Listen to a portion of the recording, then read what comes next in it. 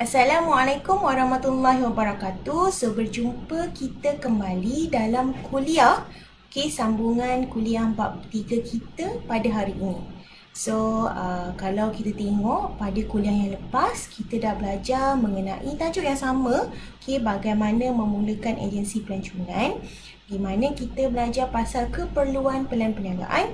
Dalam keperluan pelan perniagaan tu ada 10 keperluan. Dan kita baru sentuh 6. Itu pun dalam video kuliah yang lepas sejam setengah, betul tak? So kalau saya continue sebenarnya akan lebih panjang. So lagi 4 keperluan pelan perniagaan tu saya sambung pada hari inilah.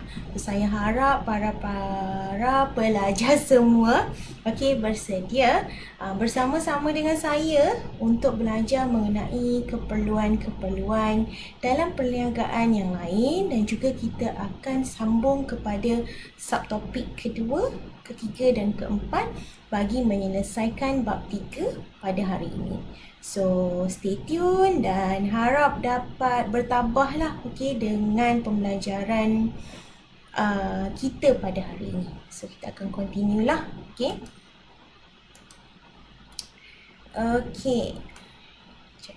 Saya cari dulu. Subpoint yang ketujuh dalam pelan perniagaan adalah pelan strategik, di mana setiap usahawan ataupun setiap agensi ataupun setiap organisasi, setiap syarikat yang baru bertapak di dalam industri, tak kira lah industri mana-mana, perlu memikirkan pelan strategik ataupun strategi bagi membolehkan syarikat mereka survive ataupun kita kata bertahan dalam jangka masa ataupun satu tempoh masa tertentu. Sebab kita tahu kalau kita buka perniagaan, perniagaan tu selalu akan dapat bertahan dalam tempoh tertentu. So dia akan ada tempoh ataupun fasa yang sukar. Di mana macam fasa bercinta lah. Kita ambil contoh. Kalau fasa bercinta awalnya dia berbunga-bunga je, betul tak? So bila dah sampai kat pertengahan, dia akan ada ombak, duri, liku dan sebagainya. Time tu lah kita akan start bergaduh. Time tu lah kita akan start segala-galanya. So benda yang sama lah dalam perniagaan juga. Awal-awal kita akan nampak yang cantik je. Lama-lama kita akan start menempuhi liku-liku hidup yang kita cakap tadi tu. Antara pelan strategik yang boleh dibuat oleh usahawan, syarikat, organisasi, agensi, yang boleh tengok kat sini lah. Yang pertama, pasaran produk metrik. Yang kedua, faktor penentuan alam sekitar. Yang ketiga, kadar pertumbuhan ataupun growth direction. So penerangan lebih jelas akan diberikan dalam slide yang seterusnya. So saya harap para pelajar bolehlah bertahan dan bertabah. So ini adalah pasaran produk metrik. Di mana agensi perlu mengenal pasti produk ataupun perkhidmatan yang mereka jual dan kepada siapa mereka akan jual. Itu perkara paling penting lah. So agensi, usahawan, syarikat perlu memastikanlah di mana mereka perlu tahulah apa produk yang perkhidmatan yang mereka akan jual dan kepada siapa. Sebab tu market segmentation pertama sekali ada what kind of product, who, kepada siapa kita akan menjual. So itu antara soalan yang perlu ditanya lah, supaya kita tahu apa jenis produk yang kita jual dan kepada siapa kita jual. Kalau kita kata range of customer ataupun jenis-jenis customer pun kita tak boleh kenal pasti, so dia akan menyukarkan lagi pihak syarikat ataupun agensi dalam mendapatkan kita kata pelanggan. Segmen pasaran ni penting, macam kita belajar pada segmen pasaran yang lepas, dalam kuliah yang lepas. Bila kita dah tentukan kita punya pelanggan tu, kita kena tentukan pula kaedah promosi. So kat situ kita boleh lihat lah, kita kata pengagihan sumber daripada bukan sahaja kewangan, kaki tangan, kemudahan dan pemasaran tu diperlukan. Mungkin kalau kita jual perkhidmatan online atas talian, kalau kita lihat dekat sini, kaki tangan perlu dibahagikan lebih kepada mungkin bahagian kita cakap tadi, bahagian pengurusan ataupun customer service atas talian. Okay, di mana kalau kita lihat dekat sini, so customer akan keep calling kita punya customer service untuk tanyalah mengenai produk kita dan sebagainya. Okay, dan mungkin bahagian-bahagian lain tu kurang, macam HR ke, okay, jumlah kaki tangan tu kurang berbanding kita kata bahagian yang menjual perkhidmatan kita secara direct. Okay, dan kemudahan. Kalau kita lihat kemudahan kat sini adalah mungkin department ataupun unit ataupun jabatan yang mengendalikan platform jualan online tu yang memerlukan kemudahan paling banyak. Contoh, diorang memerlukan internet yang kita kata power lah, ataupun kita kata diorang memerlukan satu database supaya semua maklumat dapat disimpan dan sebagainya.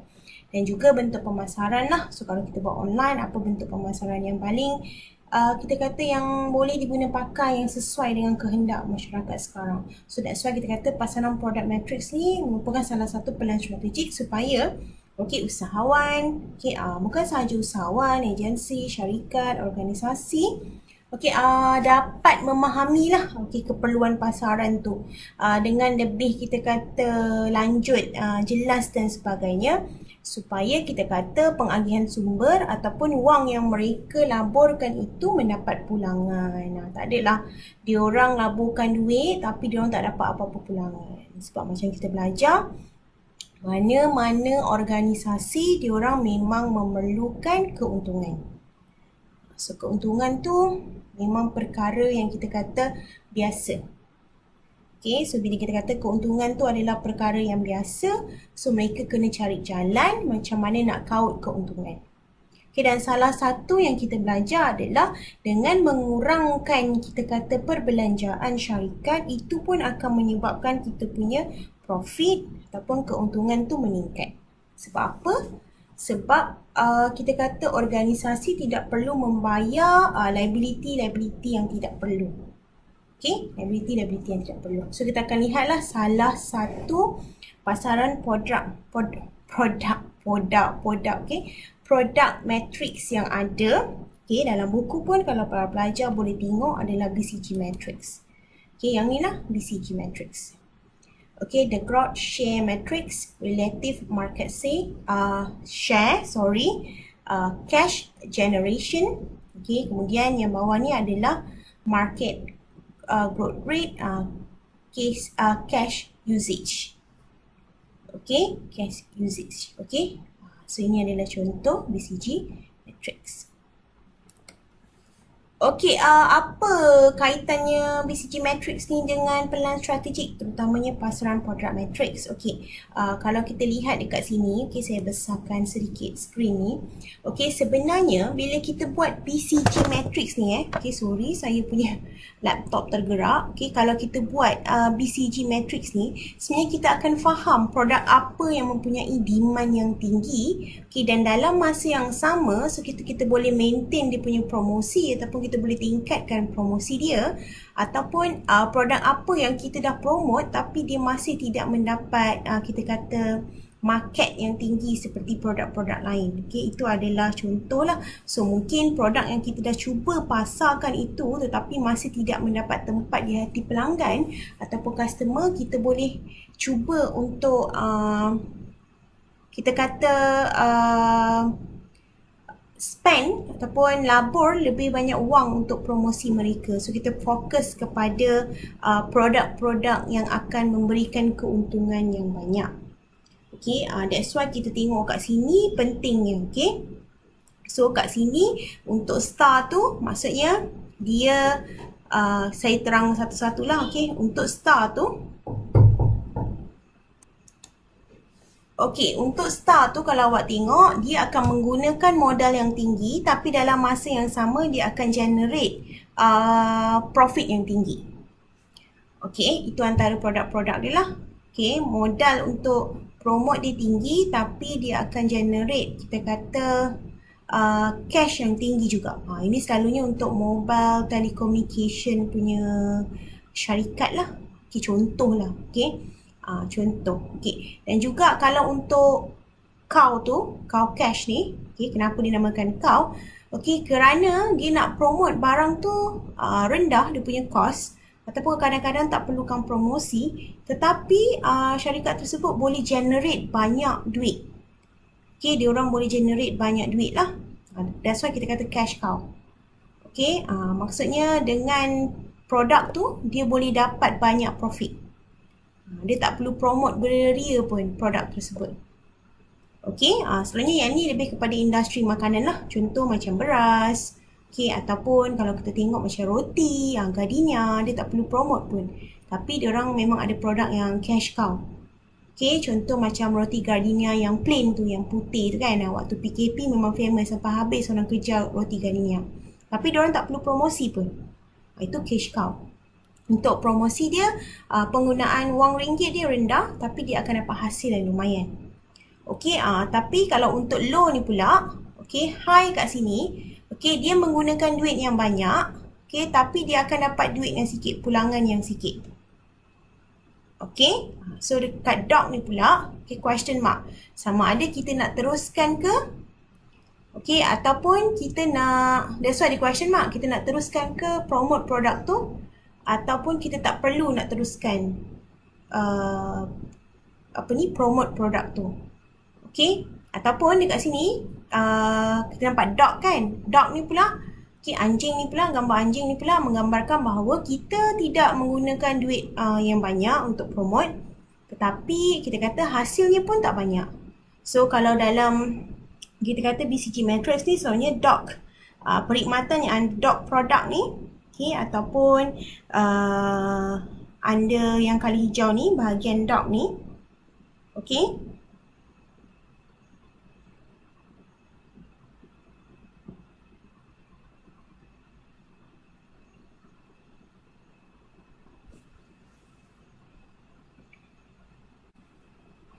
Okay, saya terang sikit lah pasal BCG Matrix punya carta ni. Okay, kita ada star. Yang ni kita panggil star lah. Okay, kemudian kita ada question mark dalam kotak merah tu. Okay, nampak tanda soal, so question mark. Kita ada bentuk cow, so cash cow.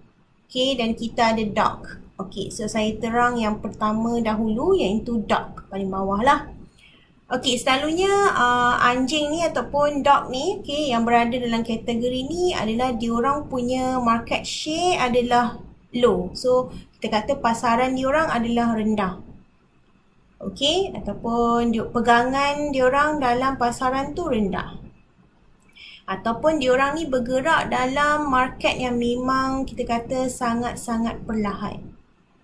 Okay, dan produk ataupun perkhidmatan yang berada di dalam dog kategori ni memang kita kata tidak berbaloi lah untuk kalau kita kata diinvest, untuk dilaburkan.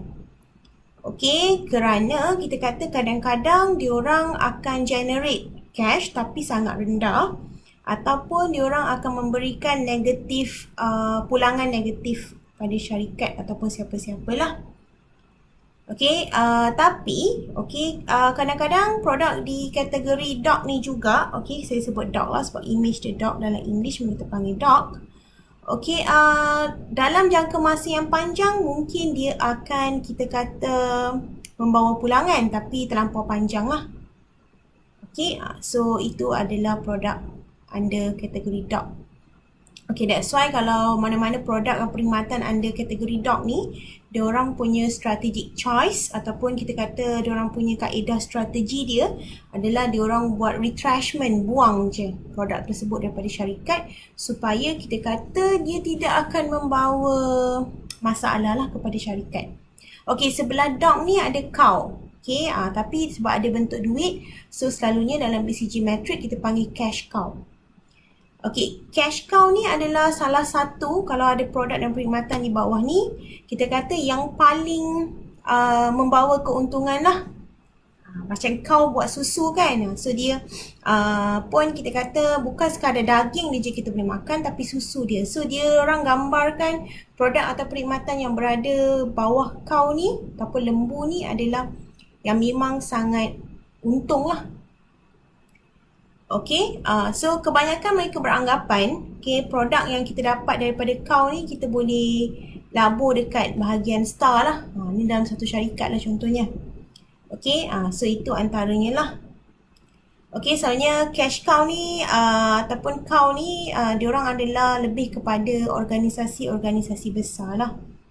Okey, so itu antaranya lah. Okey, so kalau kita nak lebih berjaya, okey, kita boleh lihat bahawa kalau kita nak further lagi nak jadi star, so kita kena buat product development. Maksudnya kita developkan produk-produk baru mengikut keperluan ataupun kita kata pasaran semasa. Kemudian kepelbagaian ataupun dalam bahasa Inggeris ni kita sebut diversification. Okey, itu antaranya lah. Okey, kita tengok atas cow tu ada star. Okey, star pula adalah kita kata dia beroperasi di dalam market ataupun industri yang tinggi. Yang memang kita kata growth dia sangat bersaing lah, bersaing yang sangat tinggi.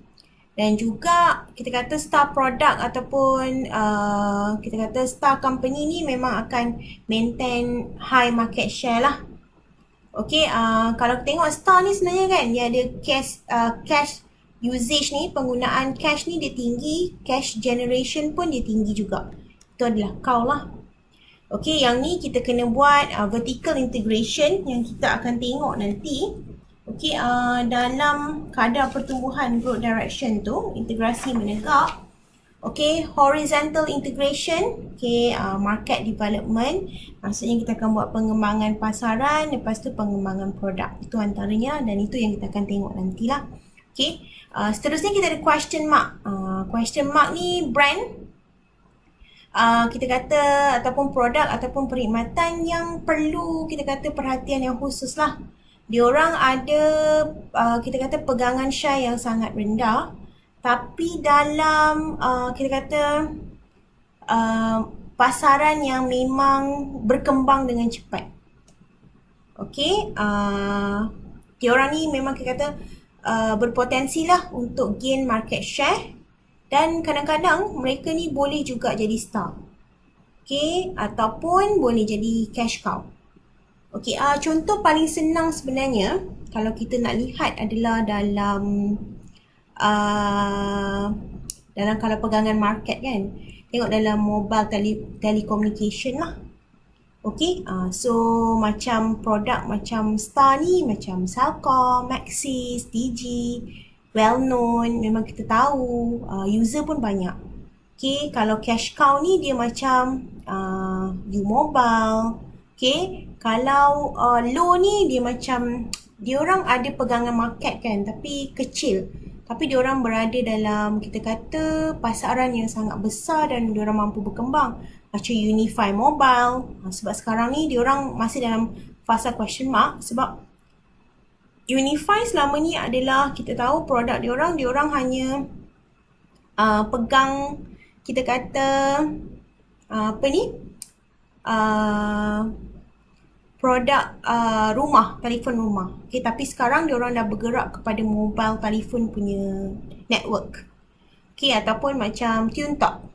Okay, Red One. Kalau Red One tu berada dalam low, tapi kita boleh tengok sebenarnya dia dah jadi cow sebab dia dah generate cash yang banyak. Okay, mungkin tak lama lagi dia boleh jadi star product pula. Okay, itu antaranya lah. Mungkin ni susah sikit nak faham, tapi tak apa, nanti kita akan tengok. Okey, kemudian faktor penentuan alam sekitar. So, faktor penentuan alam sekitar ni adalah perancangan perlu dibuat dengan jelas semasa proses perancangan tu berlangsung lah. So, kita kena susun lah, penyusunan lah sebenarnya. Okey, perlu dibuat lah. Contoh analisis ialah Porter 5 forces ataupun 5 Porter forces analysis dalam bahasa Inggerisnya. So, kalau boleh tengok kat sini mungkin kurang jelas tapi dalam buku ada pada muka surat 42. So, kita akan move lah kepada page 42 tu. Okay, ataupun pada slide yang seterusnya. Okay, ini adalah saya buat Porter 5 forces dalam industri pelancongan Malaysia. Okay, yang pertama ancaman baru. Okay, kita ambil lah ancaman baru. So, kalau kita tahu ancaman baru dalam industri pelancongan Malaysia adalah sangat tinggi. Kerana, untuk sebuah agensi itu memulakan perniagaan, mereka hanya memerlukan modal sebanyak 50,000 sahaja sehingga 200,000 untuk membuka agensi pelancongan. So, modal yang diperlukan untuk menubuhkan agensi pelancongan tu kita kata sangat rendah. So, memang akan banyaklah kita kata pesaing-pesaing baru. Okey, kemudian kita lihat juga kuasa pembeli. Okey, di sini kalau kuasa pembeli tu diorang pembeli akan ada pilihan yang lebih tinggi lah. So kuasa pembeli tu tinggi dalam situasi industri pelancongan kerana kalau kita lihat dekat sini, okay, jumlah agensi pelancongan tu banyak. So bila pembeli masa kini tu lebih bijak, okay, dalam membuat pilihan, diorang boleh pilih agensi mana yang diorang nak. Okay, diorang boleh pilih agensi mana yang diorang nak. Okay, itu dalam industri pelancongan lah. So, diorang boleh buat perbandingan perkhidmatan dan produk dulu sebelum diorang pilih. So, kat sini memang pembeli mempunyai kuasa membeli yang lebih tinggi berbanding dengan agensi. Okay, seterusnya adalah ancaman produk sedia ada. Okay, macam kita tahu tadi memang jumlah agensi dekat Malaysia banyak. So, bila jumlah agensi banyak, so produk yang sama pun akan banyak di agensi, di industri lah. So, oleh itu kita kata kalau customer, pelanggan tak suka dengan produk dekat agensi A, dia boleh pilih produk yang sama dekat agensi B. Contoh macam package umrah lah, bukan satu agensi sahaja yang menjual package umrah. Dia akan ada pelbagai lagi agensi yang menjual package umrah. So sebenarnya customer boleh pilih lah dalam 10 tu yang mana yang paling dia berminat. So ancaman produk sedia ada tu memang sangat tinggi lah. Okey, kemudian kuasa pembekal. Kalau kita lihat dalam industri pelancongan pun, pembekal mempunyai kuasa yang tinggi. Okey, pembekal punya kuasa yang tinggi sebab dia boleh bekalkan, maksudnya diorang boleh provide diorang punya apa kita kata produk dan perkhidmatan tu pada harga yang mereka tetapkan sendiri. So kita boleh lihat lah, agensi takkan ada kuasa lah nak tentukan harga bagi produk dan perkhidmatan yang pembekal bekalkan. Okey, dan persaingan, bila kita tengok bila agensi ni mudah dimasuk, persaingan sedia ada pun banyak, betul tak? Kita tengok masa kini memang banyak travel agency atau agensi pelancongan yang tumbuh. Okey, recently ni banyak yang tutup lah sebab oleh COVID, tak dapat bertahan. Tapi kalau kita lihat sebenarnya jumlah agensi tu masih lagi ada banyak di Malaysia. So sebenarnya bagi kenapa Portal 5 Forces ni amat penting. So sebelum usahawan tu nak masuk ke dalam sesuatu industri, so sebenarnya mereka perlulah kita kata kat sini fokus dan tahu okey apa kita kata kat sini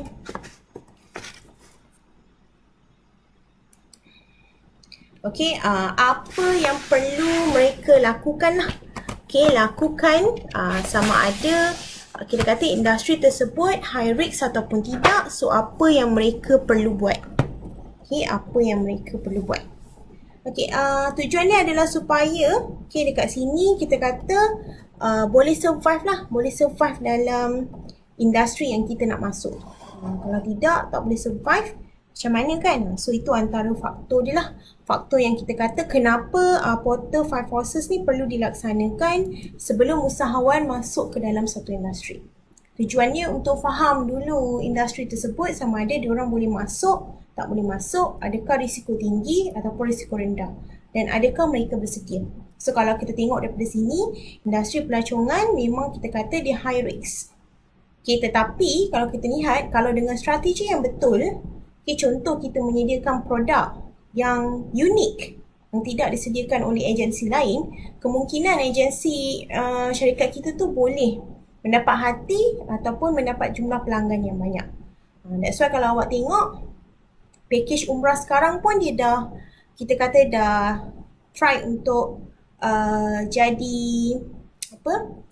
berbagai-bagai jenis package. Okay, maksudnya bukan terhad kepada pemilihan hotel, pemilihan flight, tetapi juga kepada pemilihan selepas habis umrah tu ke mana mereka ingin melancong dalam harga satu package yang telah disediakan. Dan juga ada syarikat ataupun agensi yang menyediakan kita kata bukan sekadar naik unta kan kat padang pasir, naik ATV juga. Itu antara kita kata keunikan yang kita boleh sediakan lah, strategi yang kita boleh sediakan. Okay, seterusnya adalah kadar pertumbuhan ataupun growth direction. Yang ni lah yang kita akan belajar, yang kita sebut dalam BCG Matrix tadi, di mana terdapat banyak yang kita sebut, tapi kita belajar 3 je lah. Kalau belajar banyak-banyak, memang para pelajar akan jadi marketing student lah. Okay. So kita nak mengenal pastilah jenis pertumbuhan syarikat. Apa jenis pertumbuhan syarikat yang perlu kita laksanakan. Okey, dan juga kita dapat lihatlah keperluan pertumbuhan tu dapat dilaksanakan dalam masa pelaksanaan tertentu lah. Okey, terdapat 3 pilihan sebenarnya, iaitu pengembangan pasaran. Yang ini ada pada muka surat 43. Okey, pengembangan produk dan juga integrasi menegak. Yang ni saya tak sediakan slide dan saya harap para pelajar boleh tengok baliklah dalam buku masing-masing. Okey, di mana yang pertama pengembangan produk ataupun pengembangan pasaran, maafkan saya, pengembangan pasaran. Okey, kita menjual perkhidmatan dan produk sedia ada ke pasaran baru. Okey, kita tawarkan produk kita tu kepada pasaran baru lah. Okey, contohnya pasaran yang lebih luas lah. Okey, kita masuk kepada demografik, psikografik dan juga geografi baru, kawasan-kawasan baru lah. So kita tak terhadkan kita punya produk tu contoh kat satu tempat je. Okey, so kita lihat kat sini strategi yang boleh digunakan dalam mengembangkan pasaran. Soalan yang perlu ditanya, apakah pasaran yang bakal ditembusi? Apakah pasaran sedia ada yang telah ditembusi oleh perkhidmatan ataupun produk sedia ada? Yang kedua, yang mana satu? Pasaran manakah yang mudah ditembusi dan pasaran manakah yang mempunyai potensi dalam meningkatkan jualan agensi? Okey, so kalau para pelajar boleh tengok contoh, Andalusia Travel and Tour dikenali kerana menawarkan perkhidmatan kepada pelancongan Muslim. Jepun sebagaimana contoh, permintaan terhadap pasaran pelancongan Muslim ni telah berkembang. So sebenarnya Andalusia boleh lihatlah bila ada negara-negara yang berminat dengan pelancongan halal ataupun Muslim friendly punya package, so Andalusia mungkin boleh buka agensi pelancongan Muslim di Jepun untuk memenuhi permintaan sedia ada. Okay, walaupun sebenarnya Jepun bukanlah Muslim country, okay, dia sebenarnya non-Muslim country, tetapi kita tengok kat sini mereka sebenarnya amat gemar lah. Okay, Allah, mulut ni tersasul. Gemar, okay, kepada produk perkhidmatan halal. Okay, tengok sendiri kalau kita tengok percentage halal Jepun pun, walaupun diorang bukan negara bukan Islam, okay, diorang memang kita kata banyaklah juga ke arah halal ni. Okay, learning about halal, everything. Bukan sekadar makanan je diorang pentingkan halal, tetapi semua. Sebab kalau kita tengok halal ni adalah bersih, betul tak? So, bila kita kata bersih tu daripada segala sudut. Okay, bukan daripada segi bahan sahaja, daripada segi pengurusan, pengendalian dan sebagainya. Okay, so mungkin Andalusia boleh buka pasaran baru dekat Jepun untuk kita kata take note ataupun cater demand daripada pasaran Jepun tersebut untuk mereka merasa pelancongan Muslim. Okay, mungkin kat sini daripada segi itinerary tu perlu berubah sikit lah. Okay, maksudnya tak perlulah itinerary tu kita fokus kepada beri masa untuk solat dan sebagainya sebab mungkin diorang adalah non-Muslim. So mungkin kita boleh buat perkara lain dalam itinerary untuk menggantikan masa solat itu. Okay, daripada kita memberi ruang untuk mereka sembahyang di masjid, contoh itinerary untuk Muslim, kita beri kepada non-Muslim ni peluang untuk melihat sendiri keajaiban masjid tersebut. Okay, itu antara yang kita boleh buat lah, pengembangan pasaran. Okay, contoh lain, okay, jika dulu pakaian tradisional dekat Malaysia ni dia terhad kepada kita kata kaum-kaum tertentu, betul tak? Okay, tapi sekarang kalau kita lihat, bila pasaran tu dah semakin, bila kita kata penjual ataupun pembekal produk tu nampak bahawa sebenarnya pasarannya tak terhad kepada budaya atau kaum tertentu, so mereka mula jual di pasaran-pasaran yang sebelum ini mereka tak jual. Okay, contoh kita lihat macam kurta. Okay, kurta sebelum ini adalah lebih kepada pakaian tradisi orang India, betul tak? Tapi sebab kita lihat bahawa pakaian tersebut boleh dijual kepada pasaran baru, okay, pasaran baru, okay, di mana kepada kaum lain, so pasarannya mula terbuka. Contohnya kalau tengok sekarang baju Melayu banyak berfashionkan kurta. Itu antara contohlah pengembangan pasaran. So maksudnya sebelum ni kita pasarkan dalam satu pasaran sahaja, Okay, contoh kita pasarkan dalam pasaran kaum India, tapi sebab kita lihat produk tu boleh dipasarkan ke pasaran lain, so kita akan kembangkan lagi pasaran tu. Maksudnya daripada kaum India kita pergi ke kaum Melayu. Mungkin lepas ni kita boleh pasarkan kepada kaum Cina pula. Okey, mungkin kurta selepas ini mungkin boleh kita tambah sedikit nilai supaya kaum Cina pula meminati kurta. Itu antaranya. Okey, seterusnya adalah pengembangan produk. Okay, pengembangan produk ini adalah kita kembangkan produk tersebut di mana kita menambah produk dan perkhidmatan baru yang berkait dengan agensi pelancongan itu sendirilah. Okey, kita menawarkanlah kepada pasaran sedia ada tu produk ataupun perkhidmatan barulah. Okey, so oleh itu agensi pelancongan perlulah mengetahui apa keperluan dan kehendak pelanggan daripada semasa ke semasa supaya produk yang ditawarkan tu sentiasa up to date. Dia tak boleh lah outdated kan. Okey, so untuk dengar kita kata keperluan pelanggan tu perlulah dalam sesebuah organisasi. Okey, so sebab apa? Kalau produk yang kita sediakan tu mengikut spesifikasi atau kehendak pelanggan, so kelamaan kita kata sebenarnya kepuasan pelanggan tu pun akan meningkat lah sejajar dengan apa yang kita berikan kepada pelanggan tu. Okay, contoh dia dalam buku ada Shahid Travel and Tours, menawarkan produk dan perkhidmatan baru selari dengan keperluan industri. Di mana kalau sebelum ini Travel and Tours tersebut hanya memfokuskan dalam menggunakan penerbangan saja ataupun kapal terbang sebagai pengangkutan. Tetapi sekarang mereka mula menggunakan kapal mewah sebagai elemen pengangkutan. Maksudnya dia nampak peluang untuk pasarkan produk lah. Andalusia dia tidak sahaja buat package yang menggunakan pengangkutan kapal terbang, tapi mereka juga membuat package Muslim yang kita kata buat kapal persiaran mewah. Tu antaranya lah. So kita kembangkan produk sedia ada, masih lagi package pelancongan, cuma mungkin elemen-elemen itu yang berubah mengikut keperluan kita kata pelanggan lah, keperluan pelanggan. Kalau kita lihat kebanyakan pelanggan yang mengambil package cruise ataupun kapal layar mewah ini adalah mereka yang ingin melancong tetapi tidak mahu banyak bergerak. Maksudnya kat kapal tu pergerakan terhad. So diorang suka macam tu. Dia tak perlu bergerak banyak lah dan tak perlu berubah-ubah pengangkutan. Kemudian kita ada yang ketiga, integrasi menegak. Integrasi menegak pula adalah kita buat perkembangan ataupun pertumbuhan melangkaui kita punya industri tu.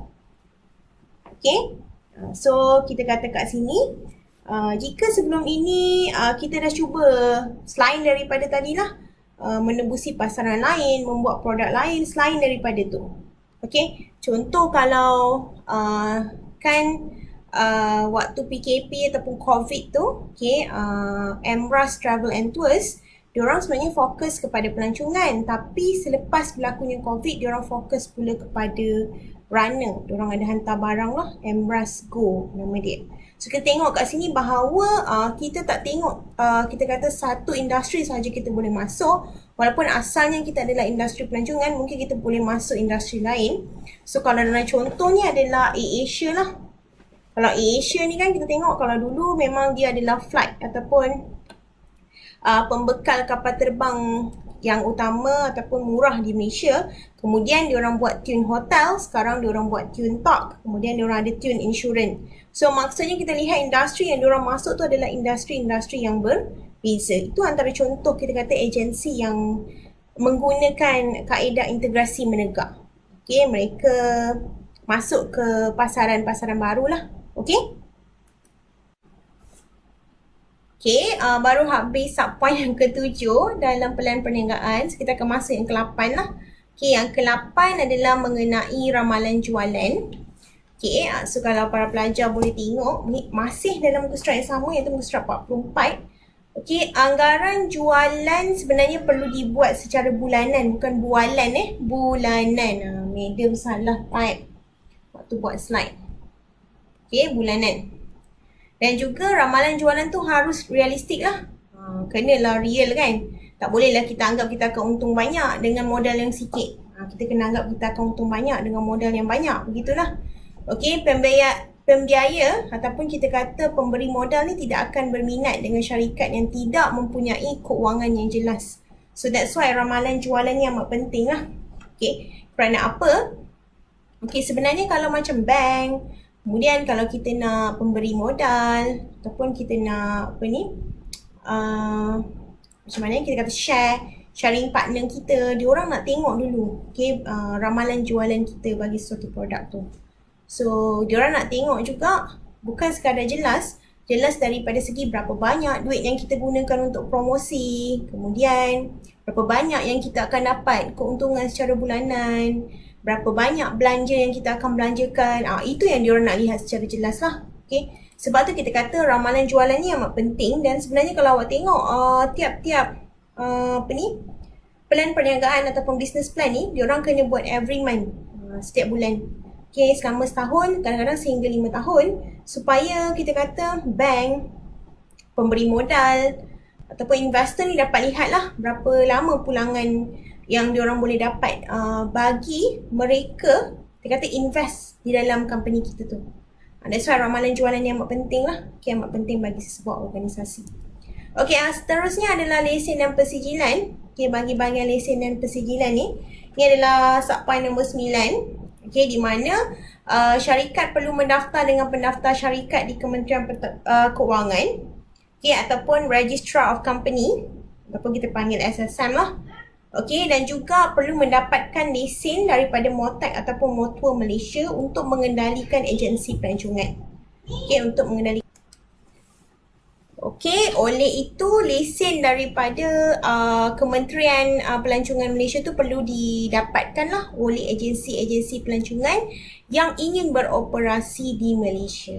Okay, seterusnya adalah pelantikan dan persidangan. Okay, bagi agensi pelancongan sebenarnya, okay, mereka boleh mendapatkan mana-manalah pelantikan daripada Persatuan Industri Pelancongan dan berkaitan. Okay, contohnya macam lesen khas daripada IATA dan lain-lain. Okay, kerana dia akan menaikkan lagi lah nilai, kualiti bagi sesuatu agensi pelancongan tu. Okay,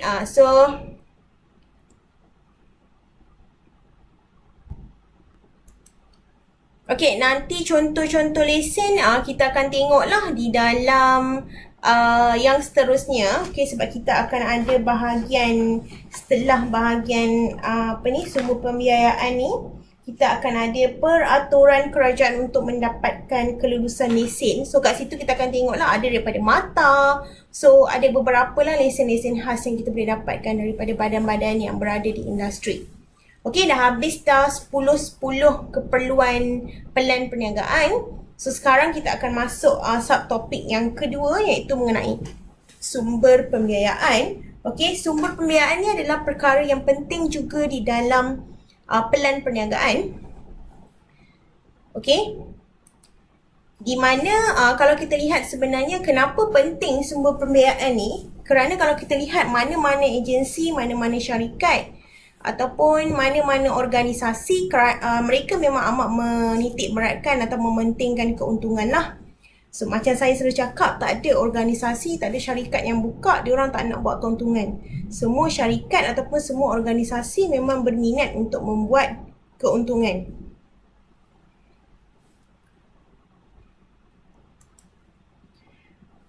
Okey, di dalam agensi pelancongan itu sendiri, penyediaan unjuran kewangan dan performa itu adalah penting. Okey, diorang panggil performa lah. Okey, maksudnya kita kata unjuran awal tu perlu ada lah. Okey, dan tempoh pelaksanaan tu perlulah, maksudnya kita nak buat performa tu ataupun unjuran kewangan tu perlulah dilaksanakan dalam tempoh 1 hingga 5 tahun lah.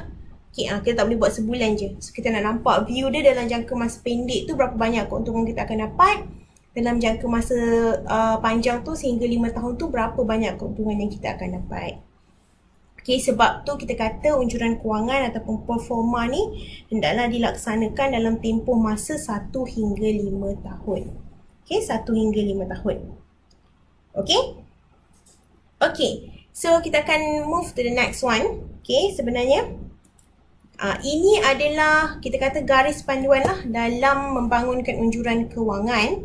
So angka yang diletakkan dalam unjuran kewangan tu perlulah realistik. Okey, dan kita kata tak bolehlah suka-suka hati. Janganlah anggarkan kos terlampau tinggi, kemudian kos terlampau rendah, ataupun kita kata pendapatan terlampau tinggi, ataupun sebaliknya. Perkara tu tak boleh. So kita kena realistik lah. Kita kena juga ambil tahulah harga semasa 5 tahun tu mungkin akan berlaku peningkatan. Contohnya kalau kita buat logistik daripada segi kita kata duit minyak lori yang nak hantar tu. So mungkin akan berlaku peningkatan harga minyak setiap tahun. So kita kena take note juga kos tu di dalam kos syarikat kita lah. Kita tak boleh ambil harga paling rendah. Di mana kita buat unjuran kewangan tu kita ambil harga COVID kan, RM1.30. So tak boleh lah. Okay, harga minyak RM1.30 sebab sekarang pun dah RM1.68. So kita kena take note juga mungkin harga tu akan naik macam harga yang standard sehingga RM2.10. Ataupun kita tak boleh letak kos terlampau tinggi sebab kita anggap bahawa okay, senang kita anggap je kos tinggi. So kita letaklah duit minyak tu kalau sekilometer kita ambil RM3. So itu pun tak boleh. So memang angka perlu realistik lah dengan keadaan semasa. Okay, dan bila kita letak semua kos tu, okey, semua anggaran kos dan pendapatan tu perlulah digunakan. Okey, gaji tu tak bolehlah semata-mata kita letak amount gaji kita tak guna dan sebagainya. Okey, so itu antaranya lah. Okey, kemudian variasi bermusim atau bulanan pun perlu diambil kira. Sebab ada musim-musim yang memang kita kata harga barang ataupun harga kita kata harga kos tu akan menjadi lebih tinggi. Contohlah kalau kita jual biskut raya kan, so musim kalau kita jual chocolate chip, musim-musim lain tu mungkin kita kata harga barang tu sedikit rendah. Tapi mungkin musim bulan Ramadan tu harga chocolate chip itu sendiri ataupun harga brown sugar itu sendiri akan meningkat sedikit. So kita kena ambil kira jugalah benda-benda tu.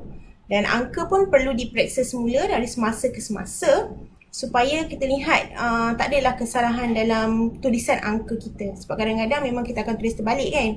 Contohnya 36,800, 36,080. So kadang-kadang memang biasalah perkara tu dibuat. Angka tu memang perlu diperiksa semula lah berkali-kali. Dan juga kita kata pihak yang membuat unjuran kewangan tu sedia untuk menerima kritikan daripada pihak-pihak lain lah.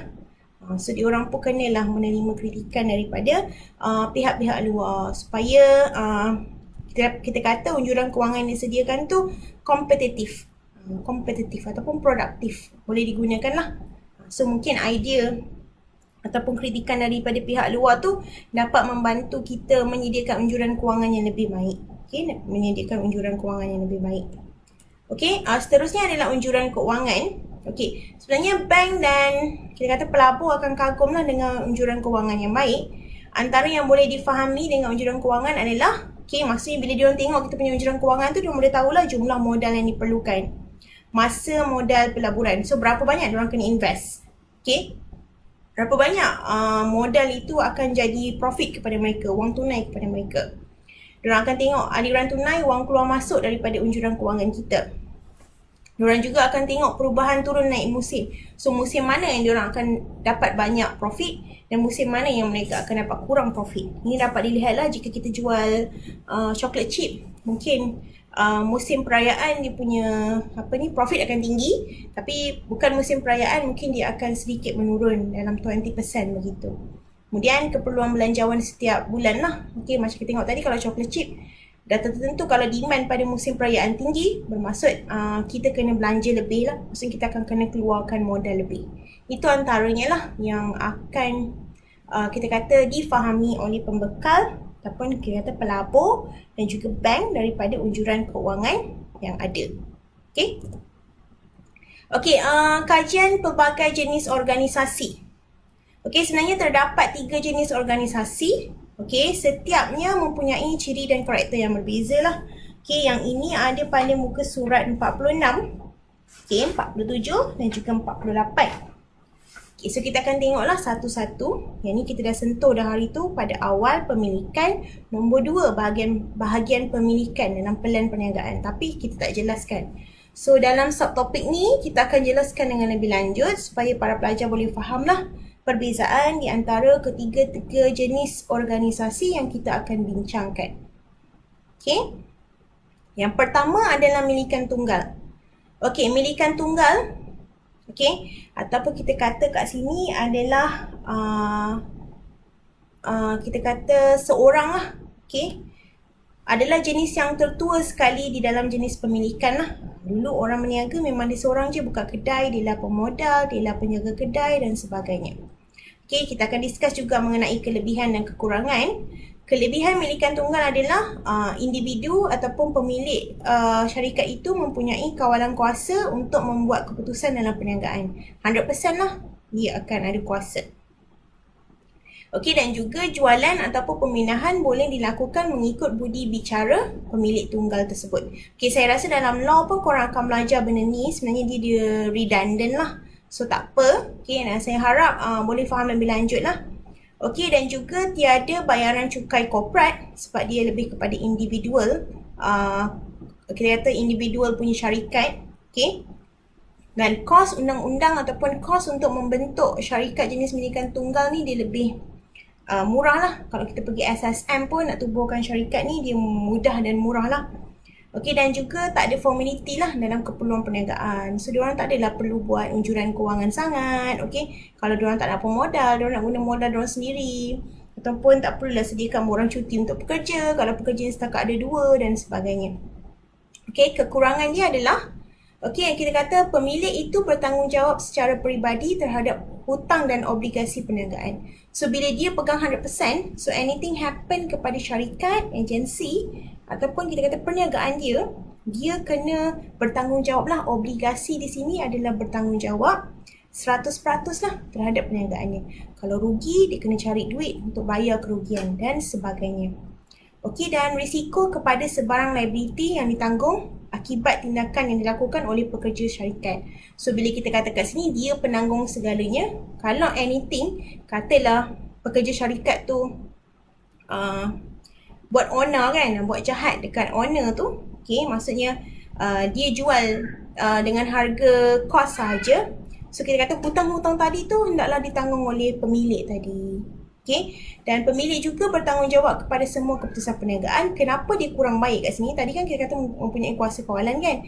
Bagi pemilik yang jenis tak tahu buat keputusan, contohlah nak makan kat mana pun kena fikir banyak kali dan boleh bergaduh. So, itu akan menyebabkan kesukaran dan kekurangan. So, dia tak akan dapat buah pandangan ataupun idea daripada orang lain. Dia yang kena fikir sendiri. Okay, so kalau dia kata A lah.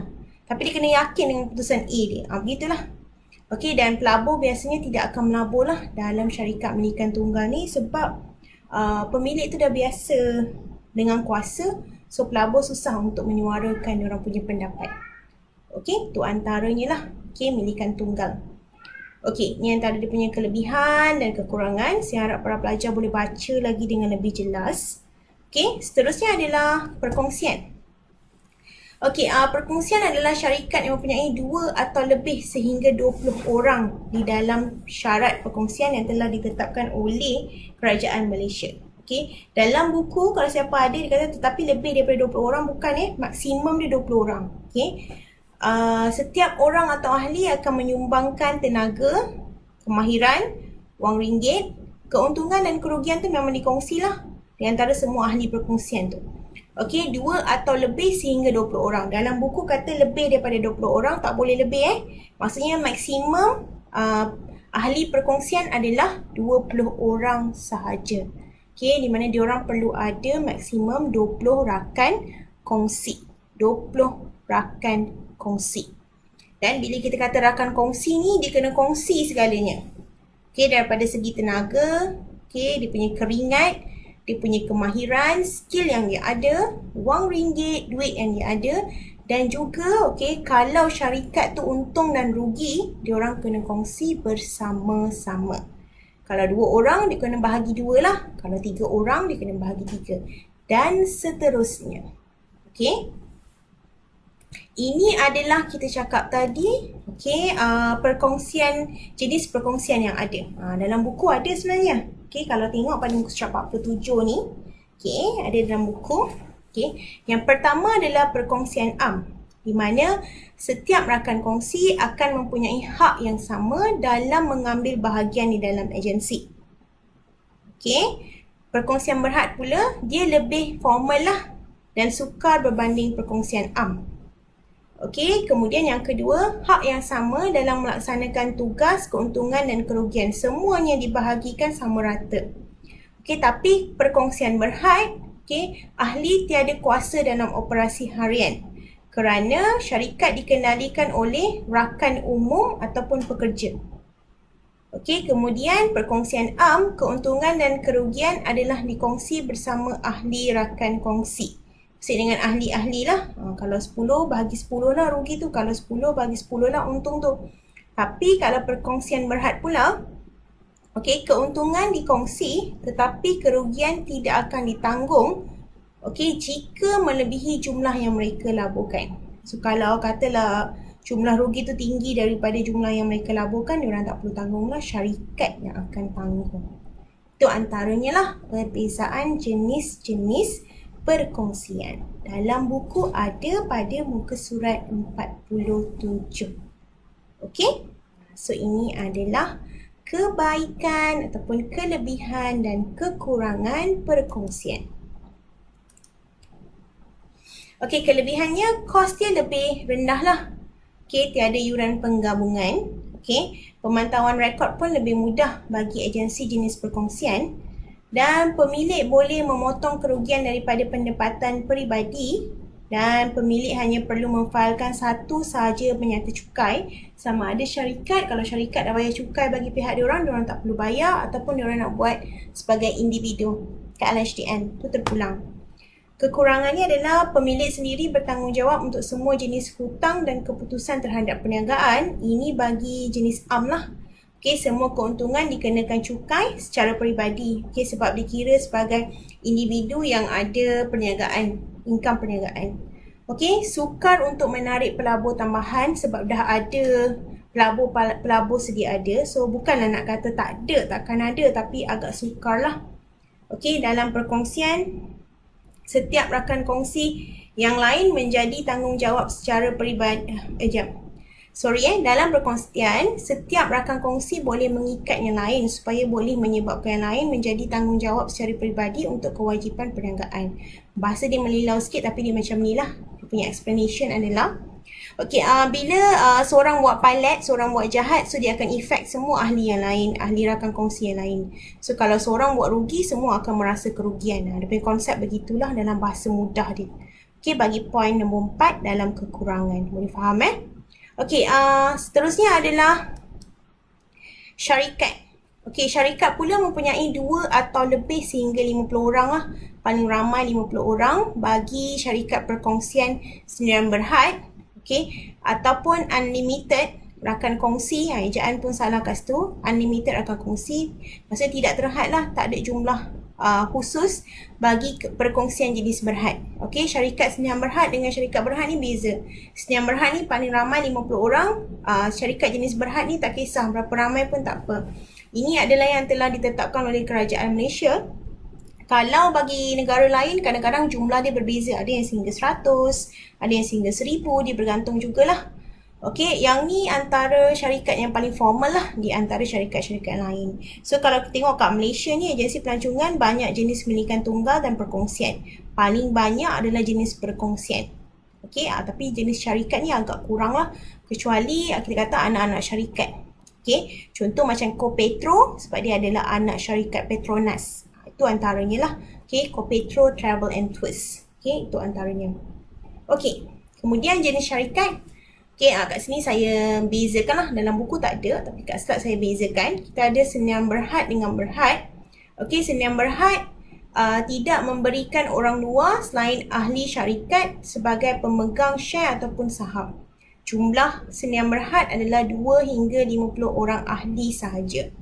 Okey, syarikat berhad pula, mereka membuka ruang kepada orang awam lah untuk memberi saham ataupun share syarikat. Okey, jumlah ahli ialah 2 hingga infinity lah jumlah ahli. Dia tak ada jumlah yang maksimum ataupun tertentu. So, dia start daripada 2 hinggalah kepada berapa-berapa lah yang diorang nak buka. Okey, itu antaranya. Okey, seterusnya adalah kelebihan dan kekurangan pemilikan inilah, pemilikan syarikat. Okey, liability terhad.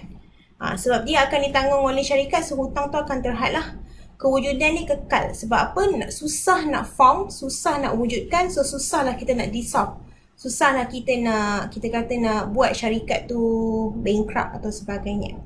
Okey, equity yang berasingan daripada pemegang saham. Entity yang berasingan daripada pemegang saham. So, pemegang saham tu dia hanya pegang saham saja, so liability tu ditanggung oleh syarikat lah. Okey, sekiranya modal tambahan diperlukan, penjualan stok akan dilakukan. Okey, so pemilik boleh memindahkan pemilikannya dengan jual dia punya saham atau share. Okey, dia lebih banyak pilihan cukai lah daripada pemilik tunggal dan juga perkongsian. So boleh pilihlah jenis-jenis cukai yang diorang nak bayar. Okey. Kekurangannya pula adalah perbelanjaan adalah lebih tinggi daripada milikan tunggal dan perkongsian. Sebab apa? Dia akan jadi jumlah pekerja akan lebih banyak. Kemudian kita kata kos pengoperasian pun akan lebih banyak. So kita lihat kat sini kadang-kadang kos ataupun perbelanjaan dia akan lebih tinggi lah daripada jenis-jenis milikan tunggal dan juga perkongsian tadi. Okey, dia beroperasi di bawah undang-undang negeri yang telah ditubuhkan. Sebenarnya dia bergantung kepada undang-undang negeri atau negara lah. Okey, mungkin dekat Malaysia di sistem implementation. Okey, tapi kat luar negara dia punya implementasi akan berbeza. Okey, seterusnya adalah keperluan untuk mengisi dua cukai lah, individu dan corporate. Okay, sebab kalau kita tengok kat sini, diorang adalah entiti yang berasingan kan. So, diorang receive dividend. So, itu adalah diorang punya pendapatan. Dan tapi syarikat pun perlu bayar cukai dalam masa yang sama. Okey, dan juga dokumen-dokumen tambahan diperlukan. Di mana kalau awak lihat jenis syarikat ni, okey, diorang perlu, kita kata, melaporkan keadaan kewangan tahunan mereka. Sama ada di surat khabar ataupun di mana-mana lah kepada orang awam. Okey, kemudian perlu mematuhi keperluan negara berkenaan dengan amalan korporat. So, bila sebab diorang ni adalah jenis syarikat, so diorang kena follow lah the rules of, kita kata, yang telah dikeluarkan oleh negara bagi amalan korporat sebuah agensi ataupun syarikat. Okey. Okey pelajar, kod kelas untuk hari ini adalah syarikat. Okey, kod kelas untuk hari ini adalah syarikat. SYARIKAT, syarikat. Okey pelajar, kita akan masuk kepada subtopik yang seterusnya, iaitu mengenai peraturan kerajaan untuk mendapatkan kelulusan lesen.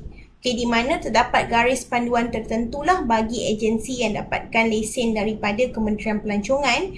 Okey, dan garis panduan tu tentulah telah ditetapkan oleh Kementerian Pelancongan Malaysia atau sendiri ataupun MOTAC.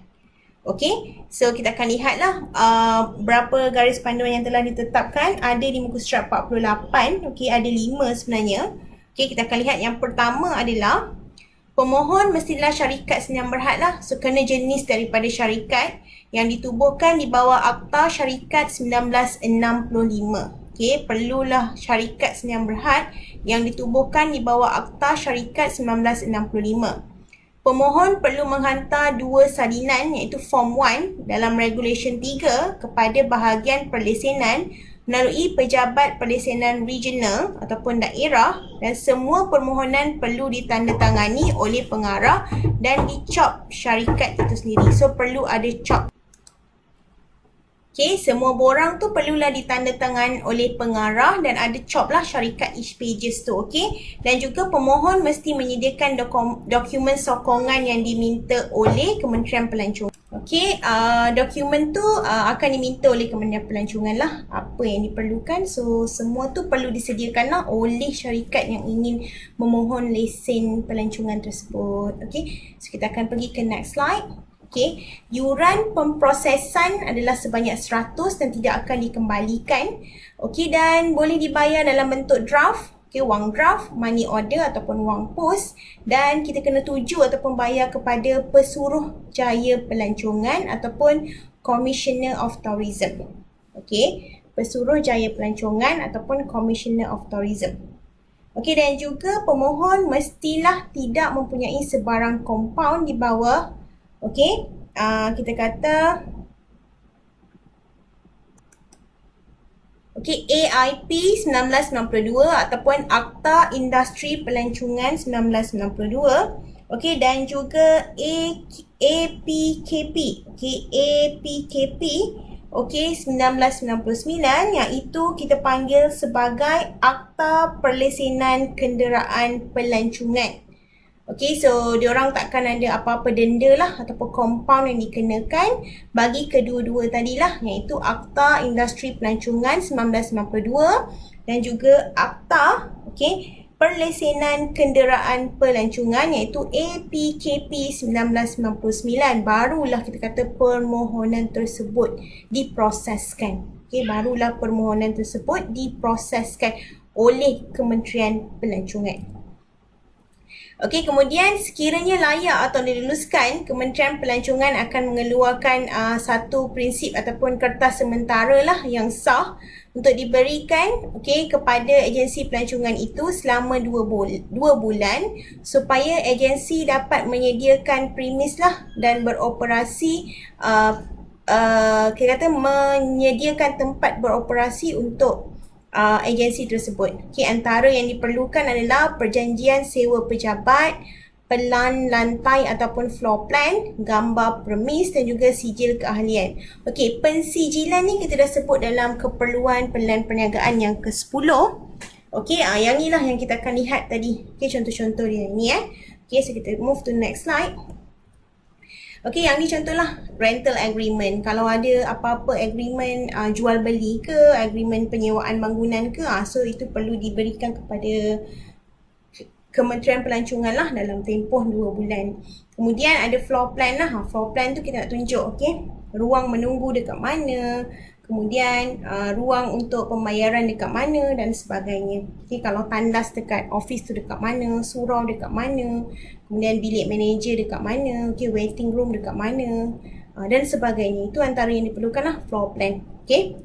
Seterusnya adalah gambar agensi lah. Depan gambar agensi tu perlu ada lah supaya meyakinkan pihak Kementerian Pelancongan. Ini contoh-contoh sijil lah. Ini IATA punya sijil, Persada Global Holiday. So IATA punya license, so boleh disertakan. Kemudian kalau Akta Industri Pelancongan 1992, lesen-lesen yang dapat ni lah untuk apply ni. Dan juga ini adalah MATA lah. Malaysian Association of Tour and Travel Agent. So ini antara persijilan ataupun badan-badan organisasi yang memberikan sijil kepada agensi pelancongan lah. So kalau ada tu lebih bagus lah, lebih baik. Peraturan IATA untuk akreditasi. Yang ni ada pada muka surat 49. IATA dikenali sebagai International Air Transport Association. International Air Transport Association. Fungsi IATA adalah untuk pengedaran tiket, terutamanya tiket kapal terbang, pemprosesan penyelesaian masalah kewangan dan perakaunan berkaitan dengan pembelian tiket kapal terbang, pelantikan agensi pelancongan, operator pelancongan untuk mengeluarkan tiket kapal terbang kepada orang awam. So kepada mereka yang punya lesen IATA ni, diorang bolehlah keluarkan tiket sendiri direct daripada syarikat diorang. Itu dia punya kelebihan lah. Peraturan IATA.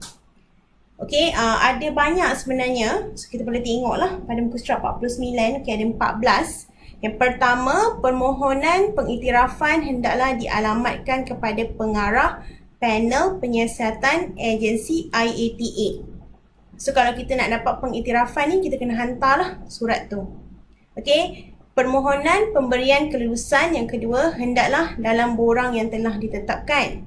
Objektif pengiktirafan adalah untuk mempromosikan dan membangunkan industri pengangkutan udara dan pelancongan di peringkat global, serantau dan juga kebangsaan. Sebelum kita apply IATA, kita hendaklah berada di dalam industri pelancongan selama 2 hingga 3 tahun. Kurang daripada tu kita takkan dapat lesen IATA. So maksudnya kita akan buatlah permohonan bertulis kepada pihak IATA untuk bagi kita license. Tapi kita kena ikutlah, follow dia punya rules yang telah ditetapkan.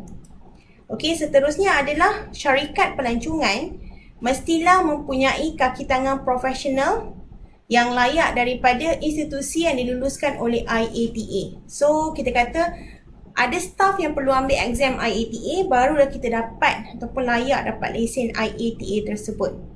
Okay, yang kelima, agensi mestilah mempunyai kredibiliti keuangan. That's why unjuran keuangan tu penting bagi syarikat, so diorang boleh tunjuk lah. So baru IATA yakin dan boleh beri lesen diorang. Okey, dan kemudian lokasi agensi harus dapat diakses secara bebas dan jelas dan dikenal pasti oleh para pelancong. So diorang ada traditional punya location lah, lokasi yang tetap supaya mudahlah pelanggan nak berhubung. Okey, keselamatan untuk mengawal blok tiket saham syarikat. So kena ikut jugalah, diorang ada security diorang yang boleh mengawal lah, tak adalah orang boleh hack dan sebagainya. Okey, dan keupayaan untuk menjana perniagaan pun perlu. Maksudnya diorang akan tengok diorang punya cash flow, duit masuk diorang, boleh tak diorang bertahan dalam industri. Okey, nombor 9, syarikat pelancongan yang diberikan kelulusan berhak kepada hak istimewa yang diberikan oleh badan itulah dari semasa ke semasa, dan juga diorang perlu mematuhilah syarat-syarat dan termalah yang ditetapkan oleh badan IATA tadi. Okay, dan mungkin peraturan tu akan berubahlah daripada semasa ke semasa. Dan juga agensi pelancongan mestilah melampirkan laporan tahunan lah yang diaudit bersama borang permohonan lah. So kena audit lah. So that's why jenis syarikat dia adalah jenis syarikat pensyarikatan. Okay. Agensi mestilah melampirkan penyata penjualan antarabangsa dengan borang permohonan tadi. Okay, maksudnya adalah package outbound dia. Okay. Penjualan antarabangsa dengan borang permohonan lah. So adalah package outbound. That's why dia nak apply untuk lesen IATA. Okey, peraturan IATA yang ke-12 adalah keputusan IATA dalam hal pengiktirafan adalah muktamad. Okey, kalau dia tak nak mengiktiraf mana-mana syarikat, so diorang berhak je. Dan juga tak payah beri apa-apa sebab. Okey, dan persatuan juga berhak menarik baliklah pengiktirafan yang telah diberikan tanpa apa-apa sebab. Okey, pengiktirafan yang diberikan oleh IATA tidak akan secara automatik memberikan hak kepada agensi pelancongan dan pengendali pelancongan untuk diluluskan oleh mana-mana organisasi dan persatuan lain. Tetapi sebenarnya dia adalah, kita kata, batu loncatan lah kepada agensi yang ada license IATA ni, sebab customer akan lebih kita kata reliable lah, percaya. Okey. Adakah IATA diperlukan dalam permohonan lesen agensi pelancongan? Okey, sebenarnya kalau tengok sini kan, ni saya ambil daripada website. In a travel agency, terutamanya yang mengendalikan ticketing, license application, is an IATA license required? Okay, no, the answer is no. So IATA license ni adalah not a requirement lah untuk agensi pelancongan. Okey, kemudian last kali adalah bahagian dokumentasi. Okey, senarai dokumentasi yang diperlukan bagi pemohon yang ingin menubuhkan agensi barulah. Ni adalah beberapa, ada 15 pada muka surat 50. Okey, salinan Akta Syarikat 1965 yang diperakui oleh pendaftar syarikat. Okey, salinan memorandum dan artikel syarikat. Okey, salinan Form 9, Certificate of Incorporation of Private Company. Salinan Form 30, Certificate of Incorporation on Change of Name of Company, kalau nak tukar nama. Salinan Form 24, Return of Allotment of Share, maksudnya kalau ada pertukaran saham. Salinan Form 25, Statement containing particulars of share allotted otherwise than for cash, maksudnya adalah share tu kalau bukan daripada sudut cash, dia mungkin beri barang ke aset ke dan sebagainya. Salinan Form 32A, Form of Transfer of Securities. Okay, kalau kita ada transferkan hak-hak kita, kita kena isilah 32A. Kemudian salinan Form 41, Return Giving Particular in Register of Director, Manager and Change of Particular. Kalau ada apa-apa maklumat berkaitan dengan pengurusan agensi yang berubah. Kemudian salinan sijil pemegang saham bagi setiap pemegang saham modal berbayar. So kita nak tengok berapa persen modal yang ada. Dan 2 gambar berukuran pasport terkini bagi setiap ahli lembaga pengarah dan pemegang saham modal berbayar. Okey, Itu antaranya. Salinan sijil akademik, lembaga ahli pengarah, pemegang saham dan juga staf diperlukan. Okay, bagi yang nak buka agensi lah. Surat pengiktirafan kepada lembaga pengarah, pemegang saham atau kaki tangan dalam bidang pelancongan. Contoh dia ada lesen IATA ataupun apa-apa diploma ataupun apa-apalah. Okay. Surat hubungan rangkaian perniagaan bagi agensi perjalanan asing kalau dibuat outbound. Okay, dia orang ada apa-apa kita kata hubungan dengan mana-mana syarikat. Contoh buat umrah, ada kita kata collaboration dengan mana-mana agensi yang berada di Mesir. Pakej outbound yang ditawarkan, okay, jika berkenaan. Surat sokongan daripada pihak yang berkenaan lah. Okey, terima kasih semua. So, kuliah minggu ini akan berakhir di sini. Dan macam saya cakap dalam video tadi, saya harap para pelajar boleh luangkan masa untuk membuat perancangan pembentangan terutamanya dan menyiapkan tugasan yang diberikan. Dan jangan lupa isi kedatangan pada hari ini bagi mendapatkan kehadiran pada hari ini. Dan saya harap video saya tadi bermanfaat, sebab kalau saya nak continue mungkin kelas ni akan jadi lebih 2 jam lebih. So, saya slotkan sejam dulu untuk para pelajar spend masa untuk buat tugasan. Kemudian sejam lagi ataupun yang the rest tu saya akan buat dalam video yang seterusnya. Okey, itu saja. Assalamualaikum warahmatullahi wabarakatuh.